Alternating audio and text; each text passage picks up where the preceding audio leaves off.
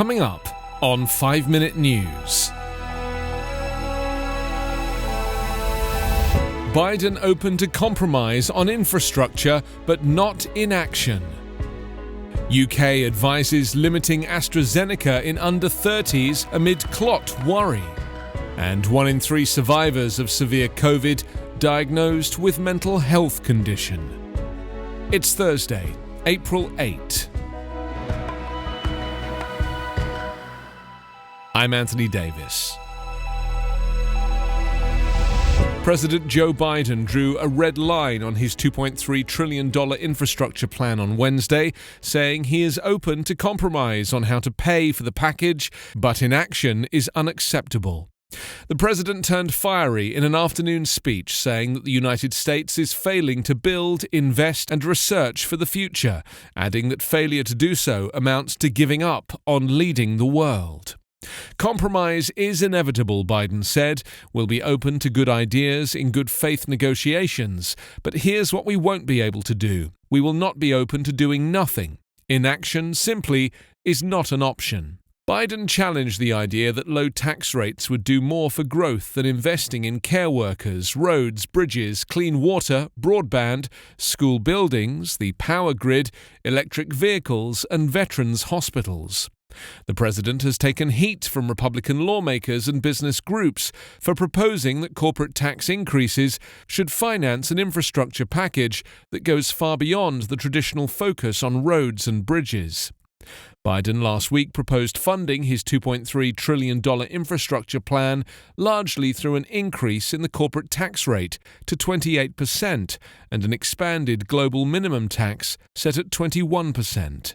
But he said on Wednesday he was willing to accept a rate below 28% so long as the projects are financed and taxes are not increased on people making less than $400,000.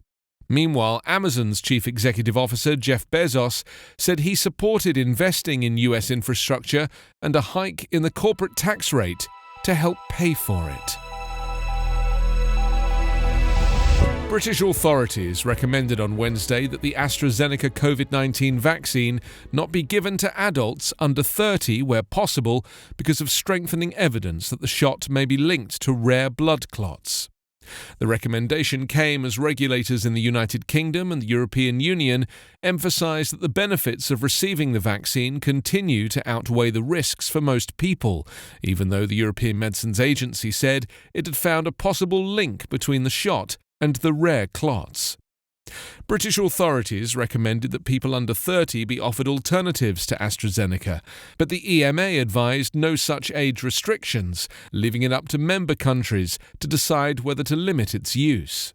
Several countries have already imposed limits on who can receive the vaccine, and any restrictions are closely watched since the vaccine, which is cheaper and easier to store than many others and is critical to global immunization campaigns, and is a pillar of the UN-backed program known as COVAX that aims to get vaccines to some of the world's poorest countries.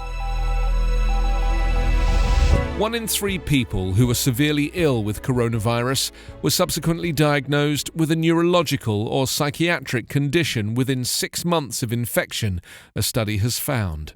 The observational research, which is the largest of its kind, used electronic health records of 236,379 patients, mostly from the US, and found 34% experienced mental health and neurological conditions afterwards. The most common being anxiety, with 17% of people developing it. Experts warned that healthcare systems need to be resourced to deal with patients affected by this, which could be substantial given the scale of the pandemic. They anticipate that the impact could be felt on health services for many years. Neurological diagnoses such as stroke and dementia were rarer, but not uncommon in those who had been seriously ill during infection. Of those who had been admitted to intensive care, 7% had a stroke and almost 2% were diagnosed with dementia.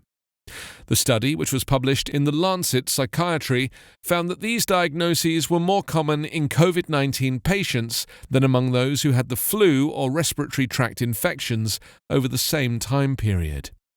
After taking into account underlying health characteristics such as age, sex, ethnicity, and existing health conditions, there was a 44% greater risk of neurological and mental health diagnoses after COVID-19 than after flu.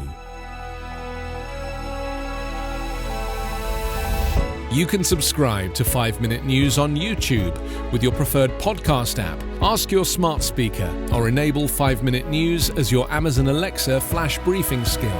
Subscribe, rate and review online at 5minute.news. 5 Minute News is an Evergreen Podcast covering politics, inequality, health and climate, delivering independent, unbiased and essential world news